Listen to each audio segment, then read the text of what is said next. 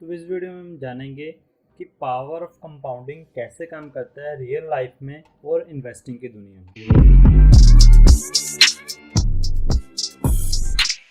तो जब भी हम कंपाउंडिंग डिफेक्ट की बात करते हैं तो हमारे अंदर एक मेंटालिटी बैठी हुई है कि हम सिंपल इंटरेस्ट के बारे में ही बात करते हैं। तो मान लो अगर आप 1 लाख इन्वेस्ट करते हो, 10,000 रिटर्न आपको उस पर आता है, तो आपको 10 साल लग जाएंगे उसको डबल करने में।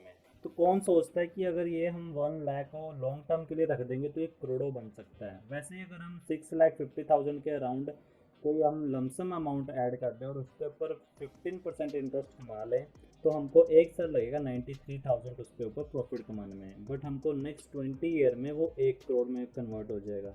उससे नेक्स्ट 5 में हम उस पर 2 करोड़ कमा लेंगे। और नेक्स्ट करोड़ कमाने के लिए हमको बस 2.5 ईयर लगेंगे। और नेक्स्ट हमको जब उसको 4.4 में कन्वर्ट करना होगा तो हमको बस 1.25 ईयर लगेंगे। 0.75 ईयर में हम उसको 5.12 करोड़ में कन्वर्ट कर लेंगे। और जैसे जैसे हम उस इन्वेस्टिंग को टाइम देते जाते हैं, वैसे वैसे पावर ऑफ कंपाउंडिंग अपना काम करते जाता है, जिसकी वजह से जो रिच होते हैं वो रिच बनते जाते हैं और मिडिल क्लास के आदमी थोड़े कम रिच रह जाते हैं, वो रिच नहीं बन पाते हैं इतना। अपना पहला 1 लाख रुपया हार्डवर्क से कमा सकते हो, बट आपको पहला 1 करोड़ कमाने के लिए आपको स्मार्ट वर्क करना पड़ेगा। कोई भी मिडिल क्लास आदमी अपने सेविंग अकाउंट में पैसे रख के करोड़ों रुपए नहीं कमा सकता है। उसको अपने इन्वेस्टमेंट करनी पड़ेगी, थोड़ा सा टाइम भी चाहिए और उसको थोड़ा सा ज़्यादा रिटर्न भी चाहिए। दैट इज़ 15% के अराउंड अगर वो इंटरेस्ट कमा लेता है अपने इन्वेस्टमेंट के ऊपर और उसको ओवर द 30 पीरियड या 35 ईयर तक इन्वेस्टेड रहने देता है, तो उस पर वो आराम से करोड़ों रुपए कमा सकता है। अब जैसे हम एप्पल कंपनी की बात कर लें तो उसको 40 ईयर लगे 1 ट्रिलियन कंपनी की वैल्यू बनने के लिए, बट उसको 3 साल ही लगे उसको 2 ट्रिलियन कंपनी में वैल्यूएशन होने के लिए। तो जैसे अगर आप किसी भी बिलियनियर की इनकम देखोगे तो एवरी सेकंड में मिलियनियर कमा रहे होते हैं। अब वो कैसे कमा रहे होते हैं? क्योंकि उन्होंने अपनी कंपनीज में स्टार्टिंग में इन्वेस्ट करा था बहुत ज़्यादा, स्टार्टिंग में जब उसकी वैल्यू बहुत ज़्यादा कम थी। अब जैसे over the period of time power of compounding भी काम कर रहा है, तो जिसकी वजह से जो उनकी कंपनी की वैल्यू है वो भी इंक्रीज हो गई है और वो मिलियंस में कमा रहे हैं। अब एक सिनेरियो लेते हैं, अगर आप किसी भी कंपनी का शेयर खरीदते हो, जैसे मान लो 100 रुपीज़ का है और वो 15% का रिटर्न ऑन इक्विटी दे रहा है, तो आपको 15 रुपीज़ का प्रॉफिट हुआ। अब कंपनी की मैनेजमेंट पे डिपेंड करता है, वो उसको री इन्वेस्ट करेगी, अपने शेयर होल्डर्स को देगी एज अ डिविडेंड।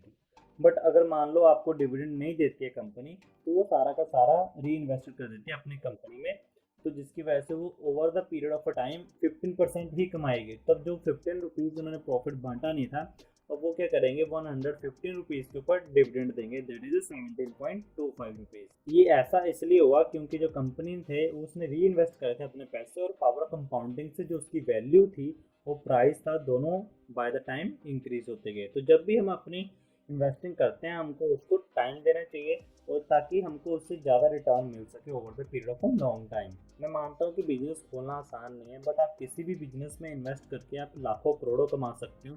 उसके एनालिसिस कर सकते हो, उसके फंडामेंटल एनालिसिस पढ़ सकते हो, उसके टेक्निकल एनालिसिस कर सकते हो, उसकी बैलेंस शीट वगैरह आराम से पढ़ सकते हो।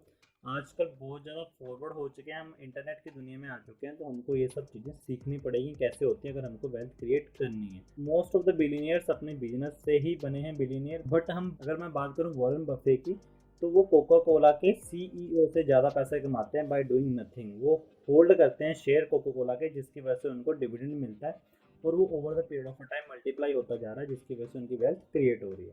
इन्वेस्टमेंट हमको इसलिए भी करनी चाहिए क्योंकि हमको अपने पैसे को इन्फ्लेशन से बचाना है। क्योंकि हमारे जो इंडिया में अगर इन्फ्लेशन का रेट देखोगे तो 4 to 6% उसका इन्फ्लेशन रेट है। अगर आप उसको एफडी या किसी भी बैंक लॉकर में रख दोगे तो वो ज़्यादा 4% या 5% से इंक्रीज होगा।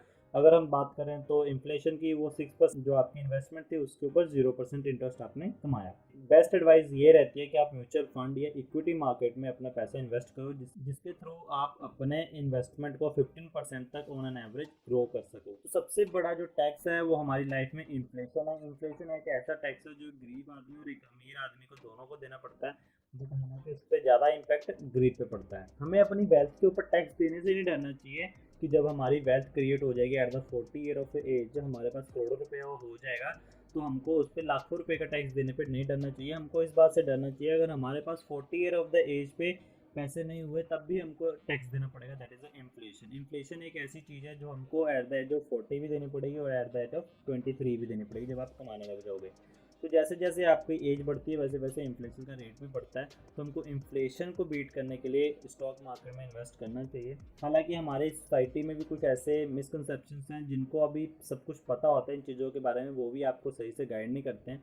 बट ऐसा इसलिए भी होता है क्योंकि अगर वो ये चीज़ नहीं करेंगे तो वो उनका धंधा बंद हो जाएगा। तो ये चीज़ें हमको खुद सीखनी पड़ेगी, कैसे चीज़ें चलती हैं, कैसे फाइनेंशियली लिटरेट हमको बनना है, कैसे हमको अपनी इन्वेस्टमेंट स्टार्ट करनी है, कैसे एसेट मैनेजमेंट करनी है, कौन कौन से म्यूचुअल फंड में इन्वेस्ट करना है, कैसे इन्वेस्ट करना है। तो ये सब चीज़ें हमको खुद सीखनी पड़ेगी। तो वैसे भी आजकल कुछ सीखना इतना डिफिकल्ट नहीं रह गया, आपको सब कुछ ऑनलाइन मिल जाता है। आप कुछ भी सर्च करते हो उसके बारे में यूट्यूब वीडियो बहुत सारी आ जाती हैं। तो आपको ये सब चीज़ें सीखनी चाहिए। इन्फ्लेशन एक ऐसी चीज़ है जो आपके पैसे की वैल्यू को डिक्रीज़ करती है, तो उसको हमको बचाने के लिए हमको उसको इन्वेस्ट करना चाहिए। Rather than in investing in FDs we should invest in the stock market and the mutual fund. अगर स्टॉक मार्केट भी किसी को समझ में नहीं आती है तो हमको म्यूचुअल फंड में इन्वेस्ट करना चाहिए। म्यूचुअल फंड में भी अगर आप इंडेक्स फंड डायरेक्ट ग्रोथ में भी इन्वेस्ट कर दोगे तो पैसा 15% CAGR से ग्रोथ कर देता है over 30 year of period. As small as 500 rupees से आप स्टार्ट कर सकते हो। और अगर आप जैसे ही इस वैल्यू को इंक्रीज करते जाओगे, जो आपको देखोगे जब आप 60 साल के हो जाओगे तो आपके बैंक अकाउंट में करोड़ों रुपए होंगे। तो हम सबको इन्वेस्टिंग स्टार्ट करनी चाहिए, इन्फ्लेशन को बीट करना चाहिए। अगर आप इन्फ्लेशन को बीट नहीं करोगे तो इन्फ्लेशन आपको बीट करेगी और आपके पैसे की वैल्यू को डिक्रीज कर देगी। तो ये था पावर ऑफ कंपाउंडिंग के बारे में। अगर आपको कुछ और भी जानना था आप कमेंट करके बता सकते हैं।